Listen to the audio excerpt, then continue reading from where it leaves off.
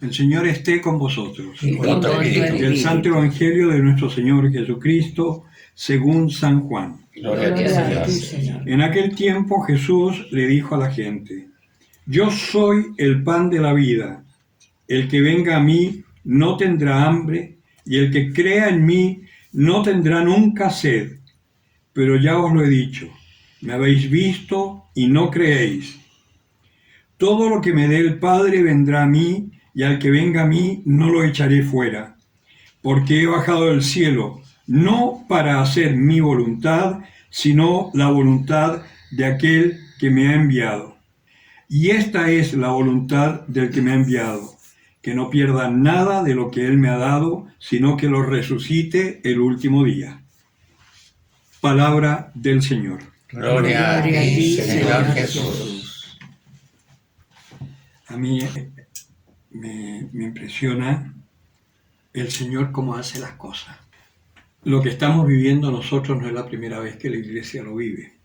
Y precisamente si nosotros pensamos en el Éxodo, ¿no? Está el pueblo esclavizado por un tirano, ¿no? Como lo estamos nosotros. Mandó Dios pestes, como las tenemos nosotros.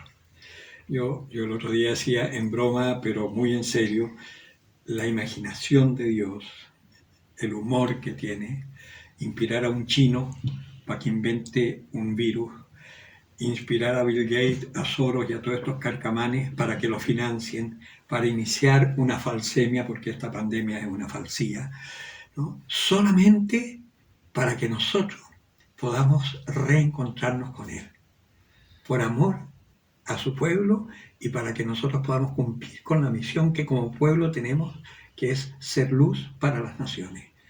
¿Y cómo vamos a hacer luz? Viendo que en medio de la pandemia nosotros pasamos como en la barca con el Señor en medio del temporal, que lo veíamos en el Evangelio en estos días, y no se hunde la barca. Y ahí estamos, nosotros con el Señor. Y poder vivir en medio de esta angustia y de esta incertidumbre que da el mundo, vivir en una total y absoluta esperanza, real, porque el Señor está con nosotros. Entonces, a mí me impresiona, porque todas las lecturas de estos días ha sido eso.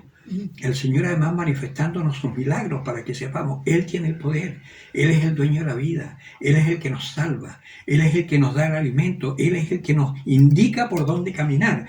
Así como le decía a los discípulos, a los pescadores, tiren las redes a la derecha, que allí van a tener pescado. Han pescado toda la noche y no han conseguido nada.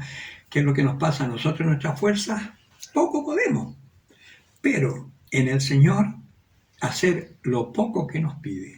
Y los resultados son tan grandes. Y de lo poco que nos pide, a veces ni siquiera nos pide que salgamos, nos pide que recemos en casa, por ejemplo, o ir a la cárcel. Bueno, ahora me imagino que tampoco podrán ir con la pandemia. Hace rato. Pero rezar por los presos, por los que ya saben ustedes que estaban allá, ¿entienden? O sea, hacer lo que nos toca hacer. Y como poco podemos salir, nuestra casa que sea un templo de oración. Como tampoco tenemos mucha práctica de meternos en nuestra habitación secreta, que toda la tenemos pero poco la usamos, hagámoslo en la casa y orar por el mundo, porque siempre ha sucedido y por lo tanto tenemos la esperanza de que suceda igual. Aquellos que hoy nos persiguen, que nos quieren destruir, serán destruidos. Antes de que sean destruidos, nosotros tenemos que anunciarles el amor de Dios, para que ellos también se conviertan.